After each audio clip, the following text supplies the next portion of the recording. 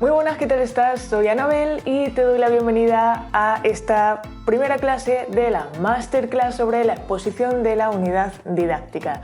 Si estás aquí, supongo que es porque te animaste a hacer el reto de estos 7 días y vienes con muchas ganas de preparar la exposición de tu unidad didáctica. Así que vamos a entrar ya de lleno, sin florituras, sin más introducciones ni nada. Vamos a ver varias convocatorias de oposiciones ya de este año 2021 y vamos a ver qué nos piden en la unidad didáctica. En primer lugar, vamos a ver la convocatoria de Extremadura porque es la que más rápido ha cargado, sorprendentemente. ¿Cómo voy a encontrar aquí lo que necesito saber de la unidad? Pues mira, le das a comando F o control F para buscar dentro del documento y escribes unidad didáctica. Esto te va a mostrar todas las palabras que concuerden con tu búsqueda del documento y ahí dándole a intro vas a poder ir viendo los diferentes apartados hasta que encuentres lo que estás buscando, ¿vale? En este caso ya nos ha llevado directamente a la parte 2B, preparación y exposición de una unidad didáctica o unidad de trabajo. Vale, aquí te van a explicar todo lo que necesitas saber sobre la exposición de la unidad. En este caso nos piden exposición de una unidad didáctica. En otros casos puede ser defensa. ¿Qué nos dicen? La preparación de la unidad didáctica o de trabajo y su exposición oral ante el tribunal podrá estar relacionada con la programación presentada por la persona en lo suyo. Ya te he dicho por qué, porque vas a poder decir muchas más cosas en menos tiempo y con menos palabras. O a partir del temario oficial. Si quieres, también puedes elaborar tu unidad a partir del temario. Te coges un tema que te guste mucho, bueno, 12 o 15, las unidades que te pidan, y haces cada unidad sobre un tema. Es otra opción, ¿vale? Yo creo que ya que tienes que hacer la programación, lo suyo es que la unidad la hagas con el contenido de la programación. Pero tienes las dos opciones. En el primer caso, el caso que vamos a ver, el aspirante elegirá el contenido de la unidad de entre 3 extraídas al azar por dicha persona. Esto es el sorteo de las unidades que antes de que te encierren en la típica encerrona vas a tener que sacar 3 bolas al azar con los números de tus unidades. Es decir, si tienes 15 unidades, el tribunal va a meter en una bolsa 15 bolas del bingo y tú al azar vas a sacar 3. De esas 3 vas a elegir cuáles poner.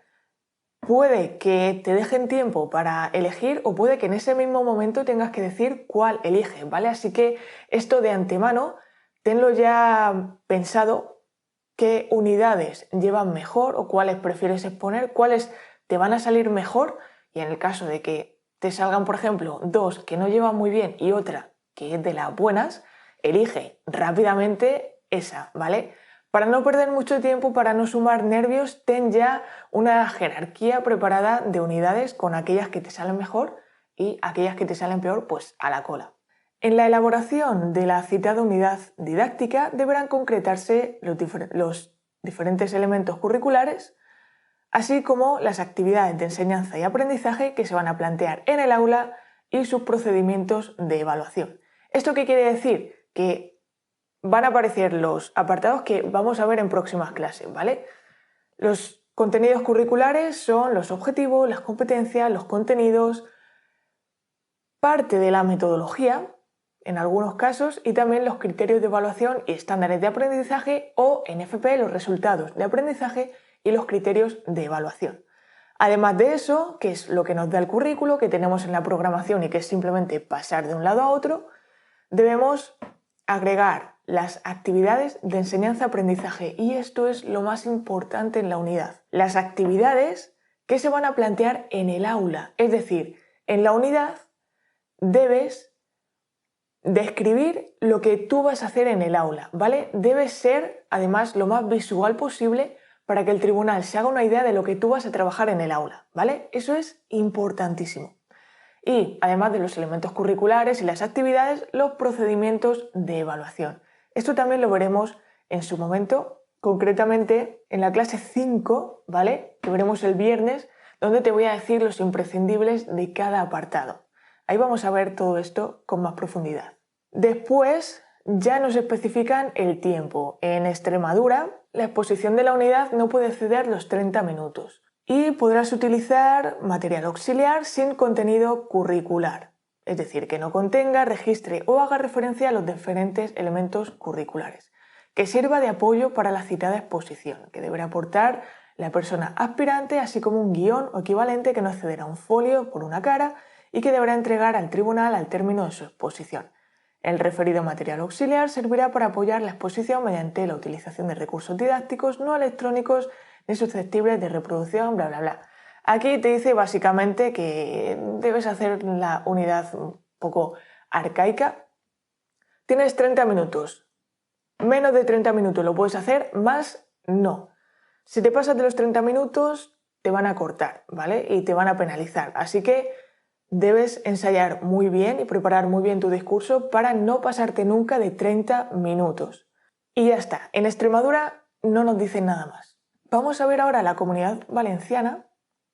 Vamos a ir al anexo 3 directamente, que ya sé yo que ahí me lo dan todo perfecto. Aquí te especifica por especialidades las características de la programación, ¿vale? Y nos dice también cuántas unidades hay que hacer. Mira, en el caso de filosofía, griego, tal, demás, son las de secundaria. Deben organizarse en un mínimo de 10 y un máximo de 15 unidades didácticas que deben estar numeradas. En el caso de FP también son entre 10 y 15 unidades didácticas. ¿Ves que aquí hablan de unidades didácticas? Mira, nos dan el índice de la programación, por eso te decía que hay comunidades que especifican mucho y otras que no, que son un poco más vagas. En el caso de Valencia nos dan el índice de la programación, o no tanto el índice, pero sí los apartados que debe contener, así que la mayoría de la gente lo que hace es copiar este índice y ya está. A lo mejor le añaden algún otro punto o tal, pero ya que te lo dan, lo suyo es seguirlo. Y como ves, aquí en el punto 8, las unidades didácticas tienen dos subapartados dentro de la programación: la organización de las unidades y la distribución temporal. Pero esto es para la programación. En el caso de secundaria, nos indican un poco más lo que tienen que tener las unidades.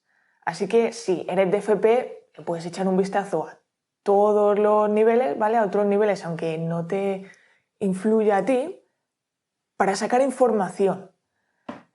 ¿Qué nos dice? Que la organización de las unidades debe ser justificación, contenidos, criterios de evaluación, competencias, actividades de enseñanza-aprendizaje, recursos didácticos, actividades de evaluación y actividades de refuerzo y ampliación. ¿Esto qué nos está diciendo? Nos está dando ya la estructura de la unidad. Justificación. ¿Qué es lo primero que tienes que hacer tú en la unidad? Presentarla, contextualizarla y justificarla. Eso es así. ¿Qué tienes que dar después? Los objetivos, pero también los contenidos, son el punto de partida, ¿vale? Y las competencias, que también nos lo dice aquí. Importante, los criterios de evaluación, porque son el referente de evaluación, valga la redundancia. En función de los criterios de evaluación, en secundaria, de los resultados de aprendizaje en FP, tú vas a evaluar a tus alumnos. Vas a saber si han alcanzado los objetivos propuestos para esta unidad y si han desarrollado las competencias propuestas para esta unidad. Por tanto, los criterios deben estar. Las actividades de enseñanza-aprendizaje, con sus recursos didácticos, pero si te fijas, hacen distinción entre actividades de enseñanza-aprendizaje y actividades de evaluación. ¿Esto qué quiere decir? Que no todas las actividades tienen por qué ser evaluables. Lógicamente, hay una parte de las actividades que sí son evaluables, pero puede haber otras que no. Por ejemplo, este debate que te comentaba, puedes evaluarlo o no. A lo mejor es un debate inicial que a mí no me conviene evaluar, pues no lo evalúo y en consecuencia no estará vinculado con criterios, con estándares, con instrumentos de evaluación. Pero si ese debate, por ejemplo, yo si lo quiero evaluar, debo vincularlo con unos criterios de evaluación y unos estándares de aprendizaje, y un instrumento de evaluación, y unos criterios de calificación. Además de estos dos tipos, nos da otros dos tipos de evaluación, de refuerzo y de ampliación, que lo llama aquí. Estas son muy utilizadas. ¿Para qué? Para atender a los diferentes ritmos de aprendizaje, a los diferentes intereses, a las diferentes motivaciones, a las necesidades educativas y demás. Por tanto, estamos hablando de atención a la diversidad.